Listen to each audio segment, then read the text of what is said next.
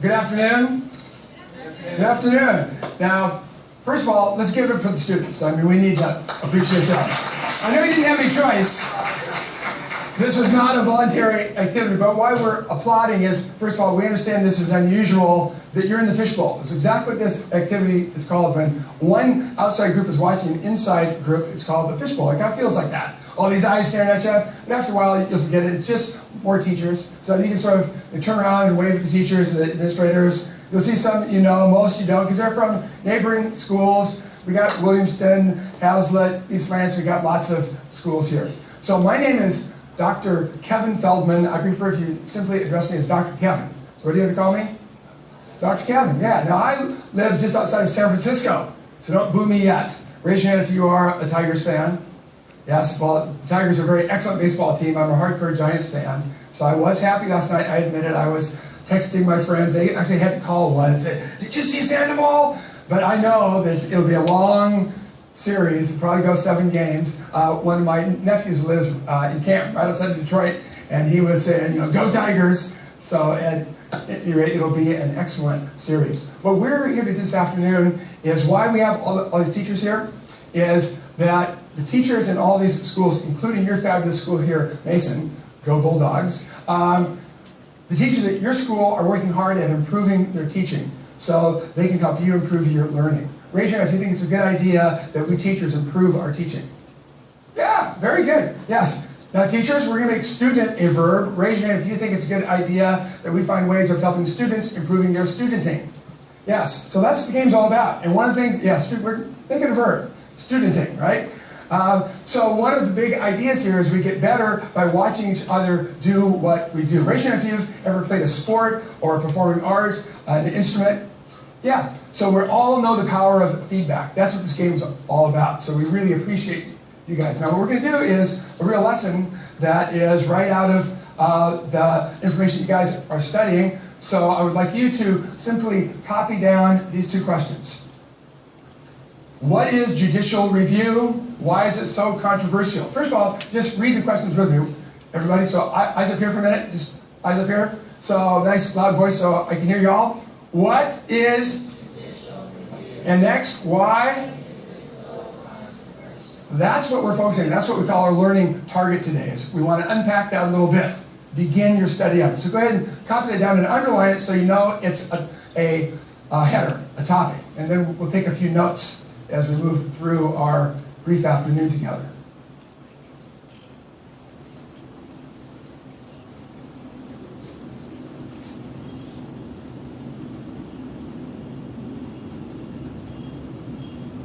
Wonderful. Really appreciate you guys getting right down to work. Well, this is not very high level work yet, but we're going to get there. Appreciate it.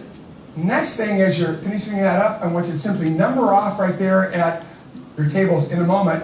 But don't number off through 4, just 1s and 2s. So everybody will have a partner, and you'll either be a 1 or a 2. So figure out whether you want to go side to side or across the table. It does not matter. And over here, where we have an uneven number, we'll have 2 2s and a 1. So figure out whether you're a 1 or a 2, and figure out who your partner is in 20 seconds. Go, figure it out.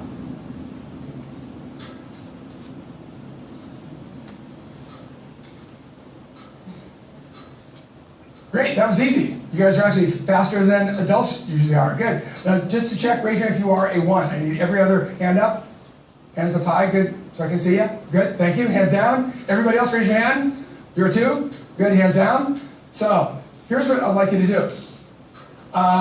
We're going to do a little quick review of things that you have been learning, because we're going to build on that when we unpack this issue of judicial review. So the first question is, why did our founding fathers build checks and balances into the Constitution?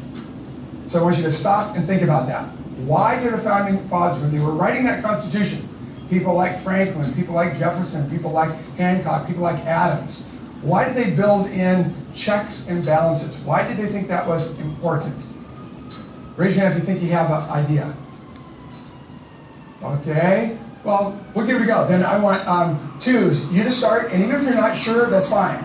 The only thing that's not fine is, so give it a go. Even if you have no idea, guess. We call that hypothesizing. So go ahead, give it a go. I think the founding fathers built checks and balances into the Constitution because, so twos, you go first, and then ones, you agree, disagree, and explain why. Okay, have at it. See what you can do. See you in about a minute. Have at it, twos. Wonderful. Would you be wrapping up, please? 3, 2, 1. First of all, thank you guys for giving it a go.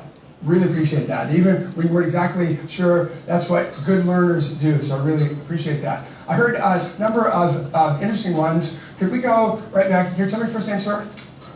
Josh. Josh, a nice loud voice so we can hear you. What's one of the reasons why you think the Founding Fathers built these checks and balances into the Constitution? So one branch of government can't become too powerful. Raise your hand if you thought that that is absolutely right in the wheelhouse, on something. Yeah, I would agree.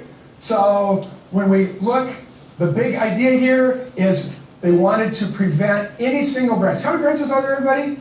3. So they wanted to make sure that no single branch had too much power, too much influence. Absolutely. That's a really important idea. Now, what I want you to do is take it a step further. And now think first about what are some examples of these checks and balances. So if we have 3 branches, now we all know branches, right?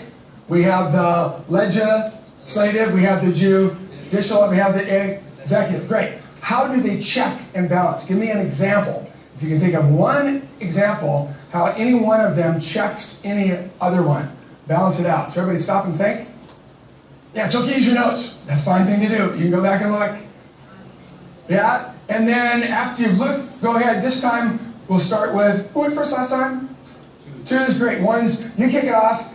2's, agree, disagree, and see if you can add another one. Another example of a check and balance is, it's fine to use your notes. Okay, give it a go. See you in about a minute. So, who are the ones? Okay, so then, you tell your partner and you tell your partner. Okay? So you have 2 conversations. Okay, if you can be wrapping up, please.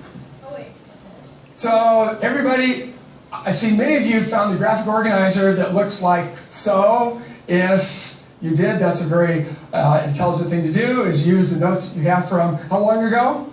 Yesterday. Ooh, well timed. Good. So let's just get a couple. Now, my graphic organizer is a little bit different, but same idea. So we have the 3 branches. You do not need to copy this because you already have your graphic organizer. But let's identify a couple of the checks. So why don't we go right back here and tell me your first name? Allison. Give me one example of a check. The executive branch appoints judges. Wonderful. The executive branch appoints judges. Raise your hand if you think that Allison is correct. Yeah, me too. We'll just take one more. Raise your hand if you have something different. Who's got something different? Yeah, great. And tell me your first name, sir? Dane. How about Dane? Another example?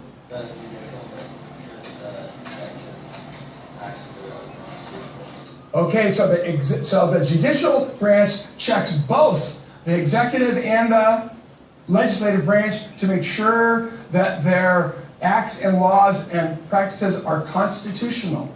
That leads us right to what we are studying today. So, which branch do you think has most power? There's not a right answer. People argue this. If you got to be part of either one of these branches, I want you to stop and think, which branch do you think has the most power?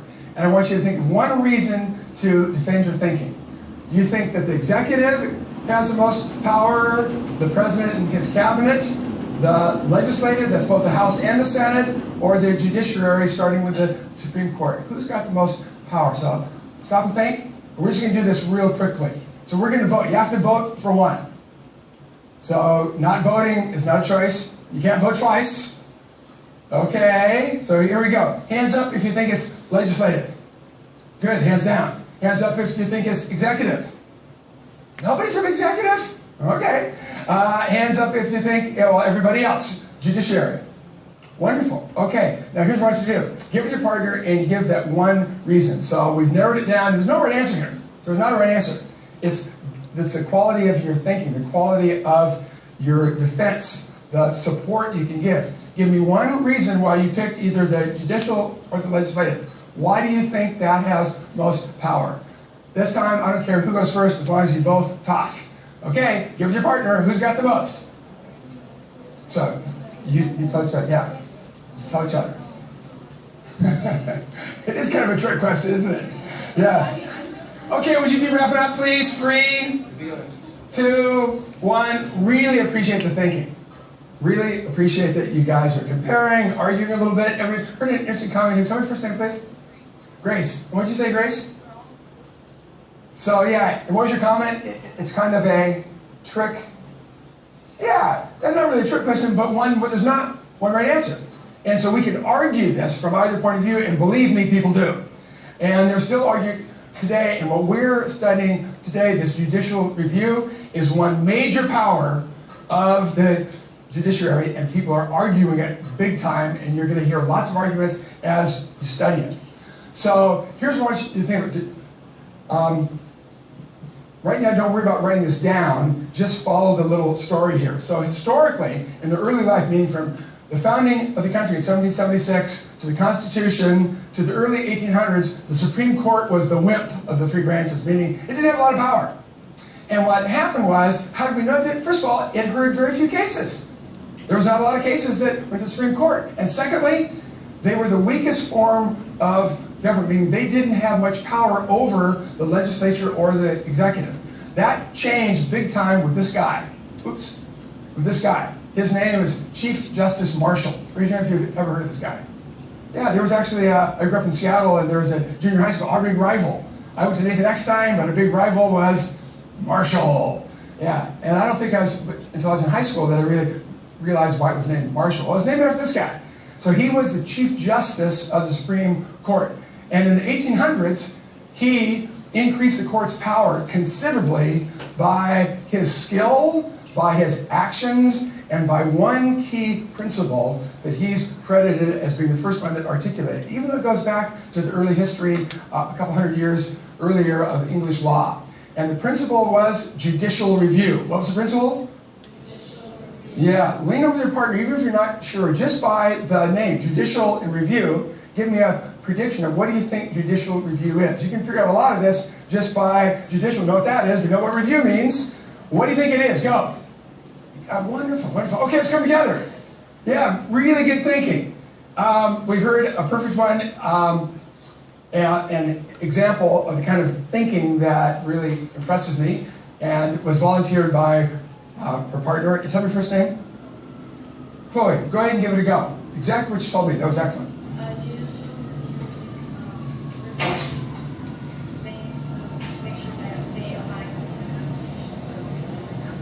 Yes. So it's basically, and Chloe's right on the money. So this time I'd like you to please write down the phrase judicial review. Would you write that down?